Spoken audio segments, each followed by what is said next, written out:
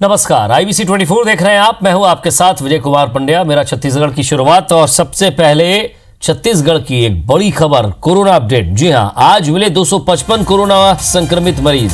रायपुर में सबसे ज्यादा 114 नए कोरोना मरीज मिले हैं। और छत्तीसगढ़ में अगर बात करें मौत की, तो एक संक्रमित की आज मौत हुई है। अब तक कुल 30 कोरोना संक्रमितों की मौत हो चुकी है। आज छत्तीसगढ़ में 147 मरीज ठीक भी हुए हैं। अब तक कोरोना के 4377 मरीज ठीक भी हुए हैं। तो कुल पॉजिटिव 6254। प्रदेश में कोरोना के एक्टिव मरीज 1847।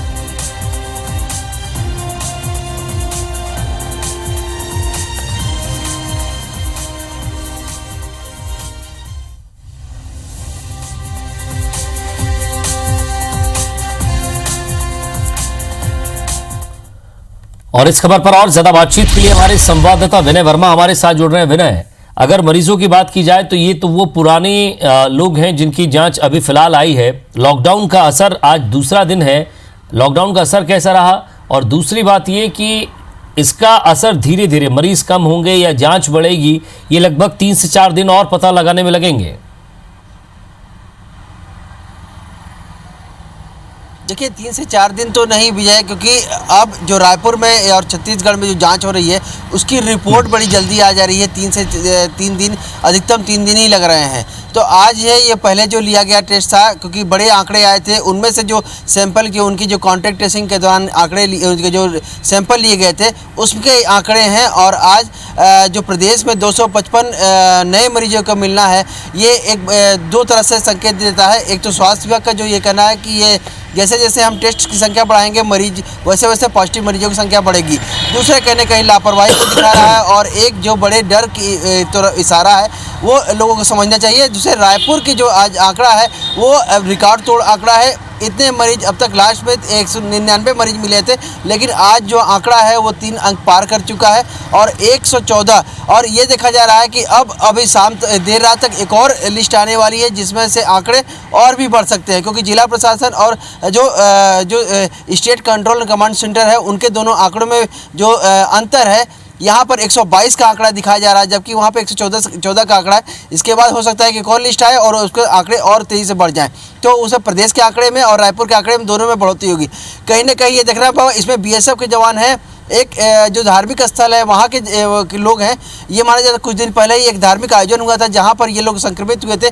उसके अलावा जो पूर्व में जो संक्रमित हुए थे लोग, उनमें से BJP के पूर्व पार्षद रहे हैं, उनके जो उनका परिवार संक्रमित हुआ है। इसके अलावा जो बाटा गांव, भनपुरी, सिलतरा, उरला, ये तमाम लोग हैं जहाँ पर प्रोफेसर कॉलोनी, कुकुर बेड़ा, वहाँ से भी 5 लोग हैं। ITBP के लोग हैं।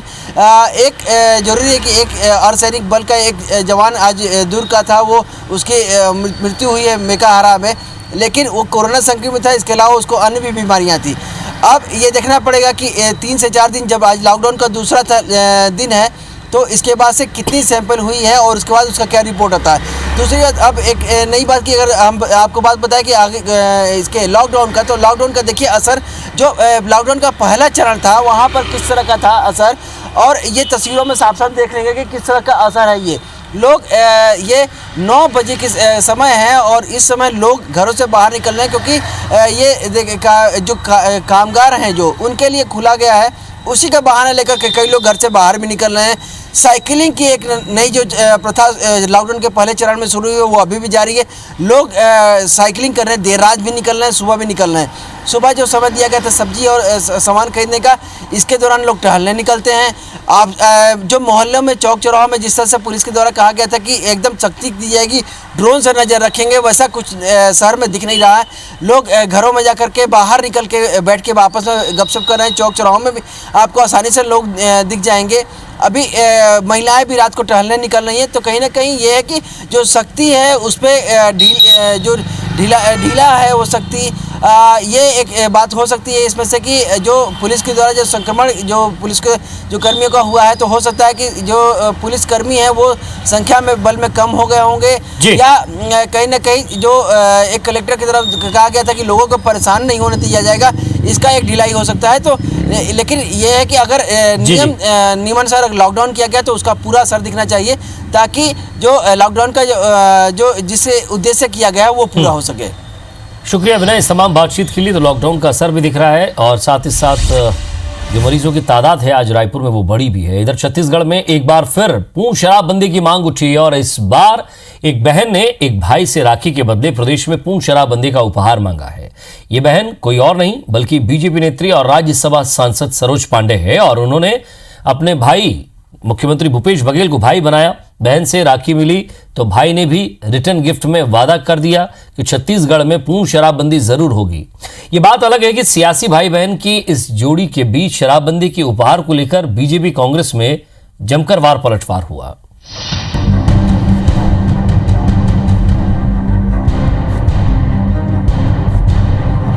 शराबबंदी का वादा आपने किया था, उसे पूरा कर दीजिए। इस रक्षाबंधन के त्योहार पर ये उपहार जरूर दीजिए। मैं अपने उपहार का इंतजार कर रही हूँ। भाई बहन के त्योहार राखी को भले ही एक हफ्ते का वक्त हो, लेकिन छत्तीसगढ़ में इसे मनाने का सिलसिला शुरू हो चुका है। पर इसका अंदाज जरा सियासी है। जी हां, राज्यसभा सांसद सरोज पांडे ने मुख्यमंत्री भूपेश बघेल को राखी भेजी, साथ में एक पत्र लिखकर पूर्ण शराबबंदी का उपहार भी मांगा। हालांकि कांग्रेस नेताओं को सरोज पांडे का सीएम भूपेश को राखी भेजना और बदले में शराबबंदी की मांग करना ज्यादा रास नहीं आया। लिहाजा एक के बाद एक कई नेताओं ने बीजेपी नेता के खिलाफ मोर्चा खोल दिया। किसी ने ट्वीट तो किसी ने जुबानी तीर के जरिए सरोज पांडे पर जमकर पलटवार किया। इतना ही नहीं, कांग्रेस ने सरोज पांडे से सवाल पूछा कि आपने 15 साल में रमन सिंह को कितनी बार राखी भेजी? क्या आप प्रधानमंत्री नरेंद्र मोदी को राखी भेजेंगी? क्या पीएम को पत्र लिखकर उनसे भी कुछ सवाल पूछेंगी? पिछले 15 वर्षों में आपने पूर्व मुख्यमंत्री रमन सिंह जी को कितने बार राखी भेजी है और प्रधानमंत्री नरेंद्र मोदी जी को कितने बार राखी भेजी है? क्या अब आगे नरेंद्र मोदी जी को भी राखी भेजेंगे? उनको नरेंद्र मोदी जी के लिए एक राखी जरूर भेजना चाहिए और उनसे मांग करना चाहिए कि छत्तीसगढ़ के विकास के लिए नरेंद्र मोदी जी ने जिस तरह सौतेला व्यवहार करके रखा है वो छत्तीसगढ़ के विकास के लिए फंड दे। अगर उन्होंने कहा कि वायदा निभाना है तो मुझे लगता है कि सबसे पहले देश के प्रधानमंत्री जी को उनको चिट्ठी लिखना चाहिए और राखी भेजना चाहिए। उसके बाद डॉक्टर रमन सिंह को राखी भेजना चाहिए। उसके बाद किसका नंबर आएगा ये मैं बाद में बताऊंगा, लेकिन जहां भेजना चाहिए वहां राखी क्यों नहीं भेजती और वहां उनके राखी को की स्वीकार्यता ज्यादा ही रहेगी। राखी के बदले शराबबंदी की मांग पर कांग्रेस के लगातार हमलों के बीच सीएम भूपेश बघेल ने भी ट्वीट कर सरोज पांडे को जवाब दिया। उन्होंने ट्विटर पर लिखा कि बहन सरोज पांडे जी, आपका भाई भूपेश आपसे वायदा करता है कि छत्तीसगढ़ में पूर्ण शराबबंदी होकर रहेगी। हम सब इसकी तैयारी में लगे हैं। आपके भाई रमन सिंह ने 15 साल तक आपके वायदे को तोड़ा, आपकी बात नहीं मानी। एक राखी अपने भाई नरेंद्र मोदी जी को भी भेज दें। मुझे उम्मीद है कि मेरी बहन में इतनी हिम्मत तो है कि वो अपनी पार्टी के नेता को एक राखी भेज सकेंगी। इतना ही नहीं, सीएम भूपेश बघेल ने परंपरा के मुताबिक सरोज पांडे की राखी मिलने के बाद नगद राशि और लुगरा भेंट में भेजा है। इधर कांग्रेस के लगातार हमलों के बीच सरोज पांडे के पक्ष में बीजेपी भी सामने आई और उनकी मांग का समर्थन करते हुए राज्य सरकार पर निशाना साधा। लॉकडाउन में भी शराब बेची जा रही है, शराब से अवैध कमाई हो रही है और इसलिए जागृत करने के लिए सरोज पांडे जी ने एक अच्छा नायाब तरीका की एक बहन के आग्रह को मुख्यमंत्री स्वीकार कर छत्तीसगढ़ के लोगों के ऊपर में वो रहम करें, भला करें, इसके लिए उन्होंने किया है। जाहिर है शराबबंदी का जिन्न छत्तीसगढ़ में कई दफा निकलता रहा है। बीजेपी कांग्रेस में आरोप प्रत्यारोप का सिलसिला इस मुद्दे पर पुराना है, लेकिन अब जब राखी के त्योहार पर मुख्यमंत्री भूपेश बघेल ने एक भाई के तौर पर बहन सरोज पांडे से शराबबंदी होने का वायदा कर दिया है, तो सबसे बड़ा सवाल यही कि ये वायदा आखिर कब पूरा होता है। रायपुर से राजेश मिश्रा और सौरभ सिंह परिहार के साथ ब्यूरो रिपोर्ट, IBC 24। इधर छत्तीसगढ़ विधानसभा का मानसून सत्र 26 सितंबर से पहले आयोजित किया जाएगा। आमतौर पर मानसून सत्र जुलाई अगस्त में होता है, लेकिन इस बार कोरोना संक्रमण के चलते मानसून सत्र नहीं हुआ है। विधानसभा सचिव चंद्रशेखर गंगराड़े के मुताबिक आखिरी बार विधानसभा का सत्र 26 मार्च को हुआ था। नियमों के तहत 2 सत्रों के बीच में 6 महीने से ज्यादा का समय नहीं होना चाहिए। इसी वजह से मानसून सत्र का आयोजन 26 सितंबर से पहले ही किया जाएगा। हालांकि सरकार की ओर से अब तक इस संबंध में कोई निर्देश नहीं मिला है। जो विधानसभा का सत्र मानसून सत्र होता है, सामान्य तौर पर वो जुलाई अगस्त में होता है, लेकिन वर्तमान परिस्थितियों में अभी फिलहाल विधानसभा सचिवालय के पास शासन की ओर से कोई प्रस्ताव नहीं आया है। जैसे ही शासन की ओर से प्रस्ताव आएगा, विधानसभा सत्र आहूत करने की दिशा में कार्यवाही विधानसभा सचिवालय द्वारा की जाएगी। 26 सितंबर के पूर्व सत्र होना संवैधानिक प्रावधानों के तहत आवश्यक है। बात अंबिकापुर की करते हैं, जहां रेप का आरोपी फरार हुआ है। मेडिकल कॉलेज अस्पताल से रेप का आरोपी फरार बताया जा रहा है। आरटीपीसीआर टेस्ट में इसकी रिपोर्ट नेगेटिव आई थी। डॉक्टरों ने मेडिकल कॉलेज अस्पताल रेफर किया था। जेल प्रबंधन ने 2 प्रहरियों को इस पूरे मामले में निलंबित कर दिया है। अपहरण और रेप के आरोप में इसकी गिरफ्तारी हुई थी। आरोपी रीनू शिकारी की तलाश जारी है।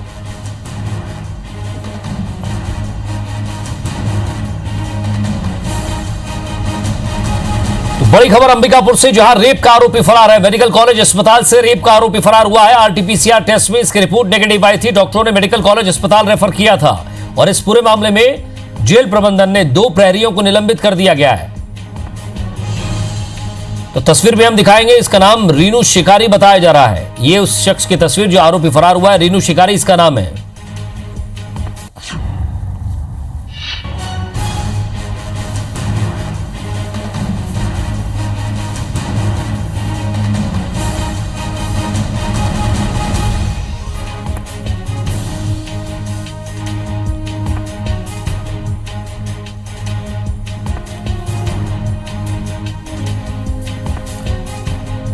तो अपहरण और रेप के आरोप में पुलिस ने इसे हिरासत में लिया था और इसे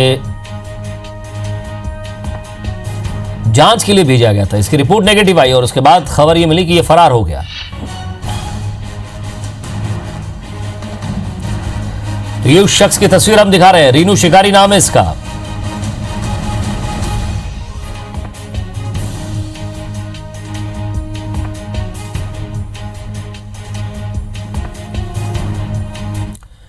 और अब बात रायपुर की, जहां से एक बड़ी खबर मिल रही है। हॉटस्पॉट भाटा गांव से लापरवाही की तस्वीरें सामने आ रही है। अंधेरा होने के बाद बैरिकेडिंग्स तोड़ दी जाती है और खबर यह मिल रही है कि जांच में लोग भी सहयोग नहीं करते हैं। गुरुवार को सिर्फ 6 लोग सैंपल देने पहुंचे थे। तो इस इलाके से 48 पॉजिटिव केस सामने आए हैं। ये तस्वीर आप देखिए, जहां बैरिकेडिंग तोड़ते हुए एक शख्स नजर आ रहा है। तो ये कंटेनमेंट जोन बनाया गया था। यहां लोगों को बाहर नहीं निकलने की हिदायत दी गई थी, लेकिन एक शख्स बाहर भी निकला और अंदर भी आया।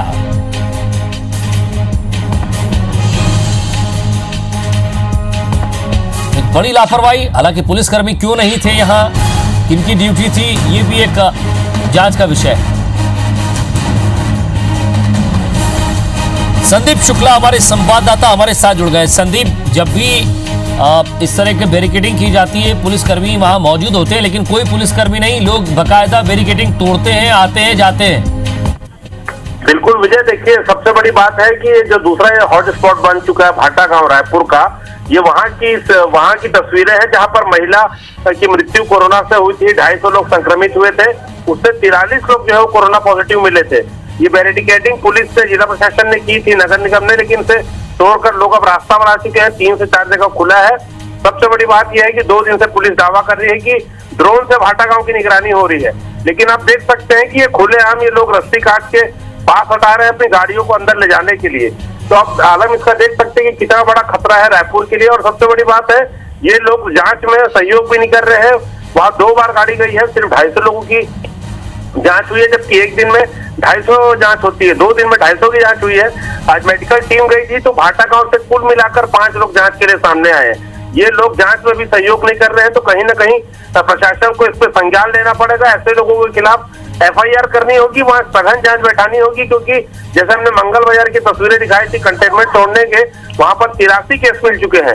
भाटा गांव की तस्वीरें वैसी होते जा रही है। 250 लोग उस महिला के संपर्क में आए थे 48 जो है संक्रमित मिल चुके हैं। अभी देखिए आपकी कंटेनमेंट तोड़ के कैसे लोग आना जाना कर रहे हैं, तो ये तस्वीरें काफी है पुलिस के दावे की हकीकत बताने के लिए। जी शुक्रिया संदीप, नजर बनाए रखिएगा, आगे भी आपसे अपडेट लेते रहेंगे। तो ये तस्वीर आप देखिए उस इलाके के लोगों की जिनके लिए बैरिकेडिंग्स की गई है, वो लोग ही इसे तोड़ते हुए नजर आ रहे हैं। और अब अगर ऐसे में और ज्यादा मरीज मिलते हैं तो फिर वापस प्रशासन के ऊपर ये ठीकरा फोड़ दिया जाता है। मध्य प्रदेश के प्रथम मंत्रिमंडल में मंत्री रहे बिसाहू दास महंत जी की 42वीं पुण्यतिथि पर आज छत्तीसगढ़ में उन्हें भावभीनी श्रद्धांजलि दी गई है। रायपुर में सीएम भूपेश बघेल ने निवास कार्यालय में उनकी तस्वीर पर माल्यार्पण कर उनके जनसेवा के कार्यों को याद किया। उन्होंने कहा कि अब विभाजित मध्य प्रदेश में विधायक और मंत्री के रूप में प्रदेश के विकास के लिए उन्होंने अपनी अमूल्य सेवाएं दी। वहीं जांजगीर में विधानसभा अध्यक्ष डॉक्टर चरणदास महंत अपने पिता को याद करके भावुक हो गए। इस मौके पर उन्होंने दिव्यांगों को ट्राईसाइकिल भी वितरित की। इस दौरान राज्य ग्रामीण एवं पिछड़ा वर्ग विकास प्राधिकरण के उपाध्यक्ष राम कुमार यादव और पूर्व विधायक चुन्नीलाल साहू भी मौजूद रहे। महंत कोरबा भी पहुंचे, जहां बिसाहूदास महंत उद्यान में श्रद्धांजलि सभा का आयोजन किया गया। उनकी प्रतिमा पर महंत ने श्रद्धा सुमन अर्पित किए। वहीं रायपुर में कोरबा सांसद ज्योत्सना महंत और विधानसभा सचिवालय के अधिकारियों ने भी श्रद्धांजलि दी है। सांसद महंत ने कहा कि उन्हें गर्व है कि वे बिसाहूदास जी के परिवार से जुड़ी हैं। बिसाहूदास महंत ने मध्य प्रदेश की पहली विधानसभा में बाराद्वार का प्रतिनिधित्व किया था। सिंचाई के लिए नहरों का ताना बाना बुनने में उनका बड़ा योगदान रहा। साथ ही कोसा और बुनकर व्यवसाय को प्रदेश से लेकर विदेशों तक जो ख्याति प्राप्त है, उसमें भी उनका अतुलनीय योगदान रहा है।